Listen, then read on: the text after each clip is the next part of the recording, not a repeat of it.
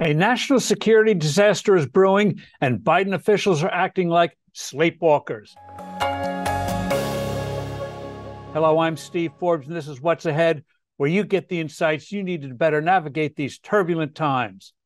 The war in Ukraine is demonstrating yet again the truism that actual combat uses up prodigious amounts of ordnance, consuming far more ammunition and weapons than had been anticipated.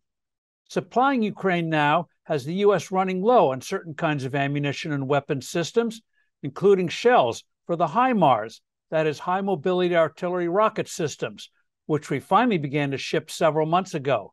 They have been critical for Ukraine in destroying Russian logistical supply chains, which is helping Ukraine turn the tide after months of a battlefield stalemate. But we're now sending 105 millimeter shells instead of the previous 155 millimeter variety. The problem is gross Pentagon bureaucratic sloth and incompetence, made worse by a White House blithely indifferent to our military needs in the world today. Our security officials have exhibited no sense of urgency to step up ordnance orders. The president's defense budget requests don't reflect at all the need not only to restock armament inventories, but also to expand the output of existing weaponry in response to China's unrelenting buildup. One example, Chinese naval vessels now outnumber our own. While Beijing is adding ships, we're reducing the size of our fleet. Defense spending is declining in real terms. The disconnect with reality was exemplified by new Pentagon initiatives to speed up arms sales to allies and to replenish arsenals of countries that have been supplying weapons to Kyiv.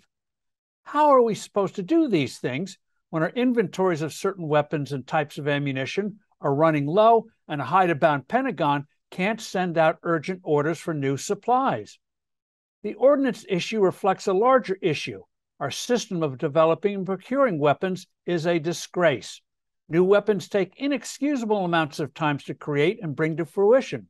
Massive cost overruns are the norm. The contracting process is mind-numbingly complex, thus favoring huge incumbent companies that have the personnel experience to navigate the system.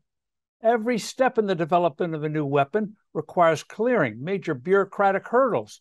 During these innumerable reviews, thousands of change orders are made to reflect nuance and improvements, which critics dub requirement creep.